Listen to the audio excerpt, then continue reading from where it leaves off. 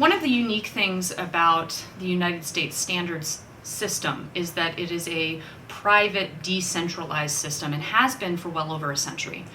Beginning in the late 1800s and the early 1900s, these private technical committees began to emerge to create technical standards to address various, mainly economic needs.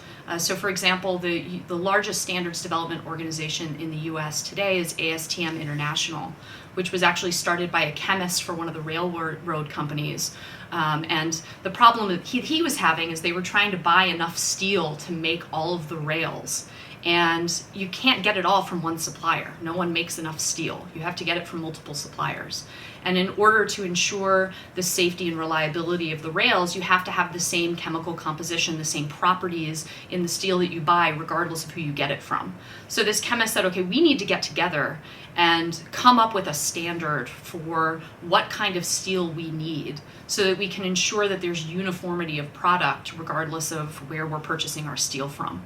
And that's actually where ASTM International got started. And that was necessary not only to protect the public's health and safety in the railroads, and you don't want one chunk of your rail splitting because it doesn't have the proper chemical properties. Obviously that could create all kinds of derailments and other dangers. But in addition, it really is necessary for that trade, for the economy to function. You need to have an interoperability and an ability to know that parts are going to be interchangeable in the way they need to be, regardless of who is selling the product in the market. And that gives you the ability to buy the same quality of product. If someone goes out of business, you can find another supplier. That supplier can know, without maybe radically changing their equipment and their manufacturing processes, they are able to sort of step into that void and sell you the product that you need.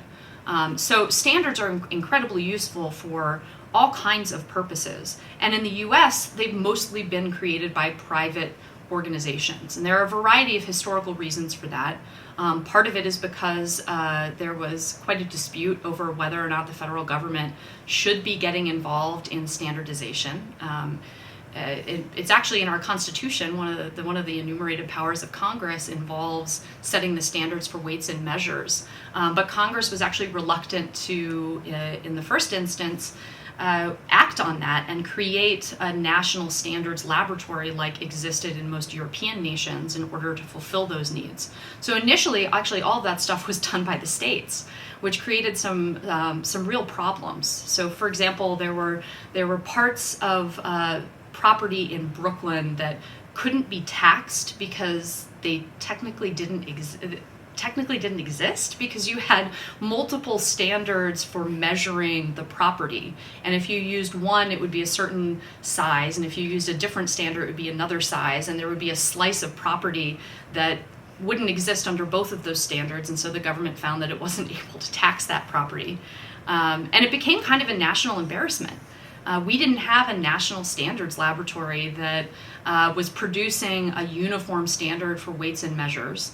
And we didn't have a national standards laboratory that was able to calibrate the equipment necessary for judging and ensuring conformity to standard weight and measures. So we had to send all of our equipment to laboratories in Europe. And eventually it became enough of a national embarrassment that Congress acted and created what was initially referred to as the National Bureau of Standards. Now, today it's called the National Institute of Standards and Technology.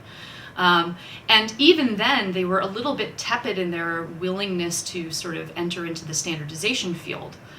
Most standards, aside from those for weights and measures, that is, standards for manufacturing processes and the characteristics of products and all these other kinds of technical standards that we need for the economy to function and for products to operate safely and interchangeably, were done by private organizations.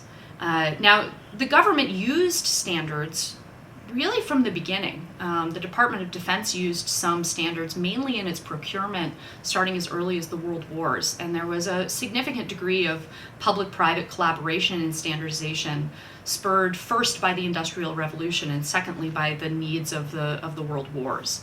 But all along there was an imperative to retain sort of the sovereignty of the private standardization system, if you will. And there was a desire to, a desire in industry and a desire in government as well to kind of protect that sphere for private industry, and not just for political reasons, but for very practical reasons. The people who participate in the work of the technical committees in these private standards development organizations are mostly engineers, are people with real technical expertise that doesn't typically exist within the federal government. Agencies are charged with regulating. They're usually making rules to govern how people conduct themselves, whereas technical standards are really about, engineering matters, technical matters, about how things work, right? You need a scientific background, you need a technical background, you need to be an engineer in order to know how best to construct steel so that it won't split apart if it's used in a railway, for example. And so we have always had a very decentralized system where all of those standards are created by these private organizations.